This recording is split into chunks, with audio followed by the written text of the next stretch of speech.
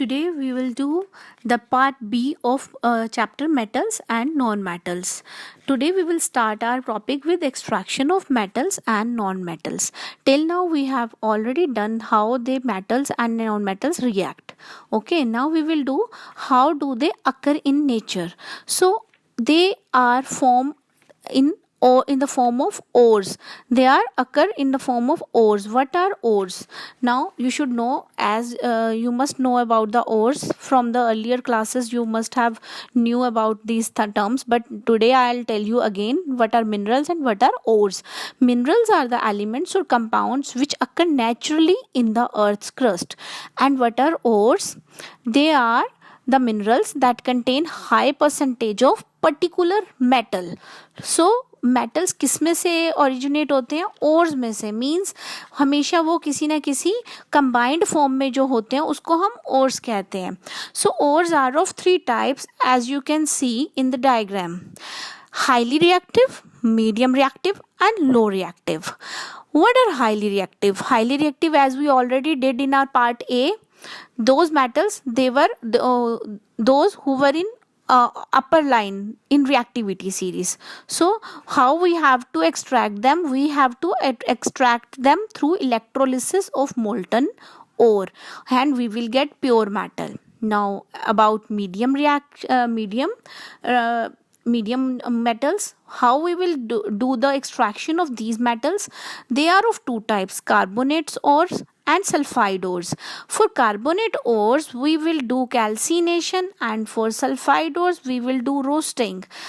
There is a simple one difference between calcination and roasting, that is calcination is done in the presence of oxygen, in the absence of oxygen, and roasting is done in presence of oxygen. So after these two reaction we get oxide of metal, and we have to do the reduction of metal and then refining. Now about low reactive elements, or you can say low reactive metals, how we can extract them? We can extract them by electrolysis of molten ores. Then pure metal will come, and electrolysis of again proper molten ore, and we can do it by electro reduction also. Now we should know about the new term, that is gangue, or you can say GANGUE, gangue. What are gangues? These are the ores that are usually contain large amount of impurities like soil, stone, etc., which we have to extract out. We don't need it. Actually we need only the pure metal, and the unwanted material that is present along with the metal is known as gangue. So extraction of metals from ores is done by 3 steps. First step is enrichment of ores. Second is extraction of metals, and third is refining of metals. Now what is enrichment of ores? The process of removing gangue from the ores. This is done by some techniques like hydraulic washing, or you can say gravity separation. What is hydraulic washing?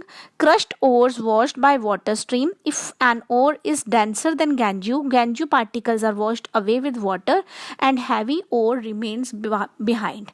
Okay, through this we can extract tin, lead and gold with this method. Second one is magnetic separation. Magnetic separation, it works on magnetic principle. So in this we will use magnetite, chromite or manganese type of metals. Okay, then there is a froth flotation process. In this process we can separate it with the help of pine oil and water. In this, the pine oil is added in a jar with water, and with froth, with the help of froth, the material will come outside and gangue will remain down at the bottom. Now we will do extraction of metals with low reactivity series like gold, silver, mercury and copper. These metals are non-reactive. The oxides of these metals can be reduced by heating.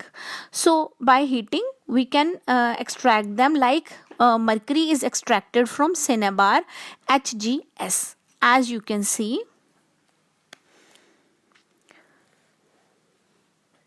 So how will you do the extraction of metals that are middle type of reactivity like zinc, iron and lead? These metals are usually present as sulfide ores or carbonates. So it is easier to obtain metals from their oxides. So we will make them oxide first of all. As you can see in roasting, what we do, sulfide ores are converted into metal oxides by heating strongly in presence of oxygen. Then extraction from metal carbonate ores like calcination, where the carbonate ores are changed into metal oxides by heating strongly in absence of oxygen. We can get metal oxide by roasting or calcination. Then we will do the reduction. So reduction is always done in the presence of carbon monoxide or hydrogen.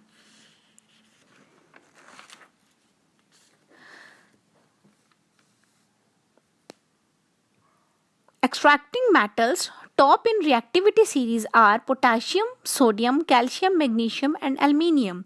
So these metals are highly reactive as they are not reduced by reducing agents. So these metals are extracted by electrolytic reduction from molten state. And extraction of sodium from sodium chloride, that is done by preparing two rods, cathode and anode. Cathode always negatively charged and anode always positively charged, and we will use molten sodium chloride. Now the sodium ions will go and collect on the cathode rod, that is minus negatively charged, and chlorine will separated from the sodium and it will deposited on anode, right? Now electrolysis widely used for metals refining also. Metal refining means to get the purest form of metal. So we can do for copper. Now we should know about the corrosion. What is corrosion? As the surface of some metals corroded when they are exposed to moist air for a long time. That is called corrosion. As silver becomes black, copper becomes green and iron becomes reddish brown. And you will do these all in acid, bases and salts, and you have already done the reaction of these three. Okay. Now, what is the prevention of these? How can we prevent corrosion? Painting, oiling, greasing, galvanization, chrome plating, anodizing or alloying. Now, what is galvanization? Method of protecting steel and iron from rusting by coating it with the layer of zinc is known as galvanization. What is chrome plating? Method of protecting steel or iron from rusting by coating it with the layer of chromium, that is known as chrome plating.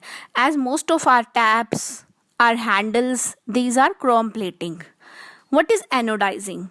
The method of protecting any metal from rusting or from corrosion by coating it with the layer of aluminium, thin layer, that is known as anodizing. Now what are alloys? This is very important. What are alloys? It is a homogeneous mixture of two or more metals or metal with non-metal. They are known as alloys. They are made to make our metal more durable. Like iron, when combined with carbon 0.05%, it will become rust free. And steel, when it is mixed in the form of iron, nickel and chromium, it will become steel and it is used in most of the factories.